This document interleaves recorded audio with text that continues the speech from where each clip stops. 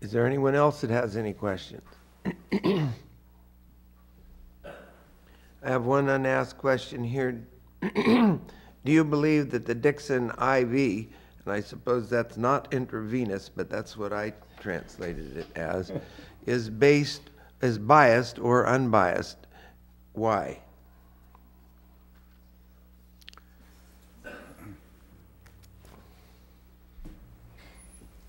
Don't everybody jump up? No, hey. Well, I think. Go ahead. No, Go hey. ahead, young man. I didn't think you were gonna step up, so that's why Would I you was please stepping up. take the first? There you go. I'll take it. Okay. I think any paper has the right to print what it wants. It has to do that, of course, with an understanding that, you know, it can do damage by what it does print and what it may write. Similar to yelling fire in a movie theater, there's print responsibility. I think some people don't like what the IV prints because perhaps it's the way it's presented. Some people don't like me because of the way I present things. So be it. I believe in being straight up. Sometimes it comes at a cost.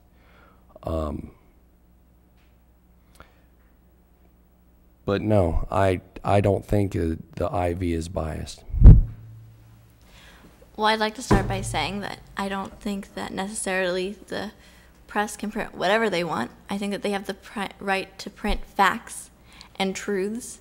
And I think that if there is some question in my mind about how truthful or not truthful an article could be, when a lot of times you don't even know who wrote it. They don't have a writer.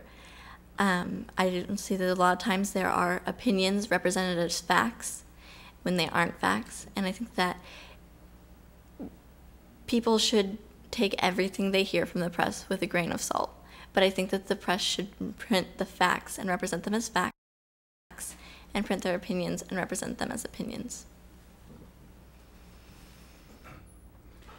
Well, I'm a firm believer in democracy, and part of that is freedom of speech and freedom of the press. Much of our country has been built around freedom of the press, and I firmly believe in that. Doesn't necessarily mean I like or agree with what's printed in the Independent Voice or the National Enquirer or some of the other publications you see at the stores about aliens and other things. But they certainly have the right to say and print what they see fit. The hope is that in a democratic society, people take what they read, what they hear, and judge it by what they know personally. I myself have been in the Independent Voice and been mischaracterized a number of times in that publication. Bothers my wife quite a bit, but it doesn't bother me because I stand on what I have to say in public, what I do, my reputation as a lawyer, and what I will do for the city. Do I think it's biased? Absolutely.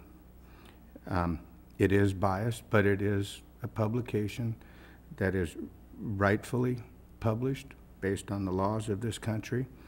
And as has been said many times before, I may not agree with what you have to say, but I will fight to the death to defend your right to say it. I got one more comment on that too. I don't think the Independent Voice is any more biased than the Dixon Tribune. Okay,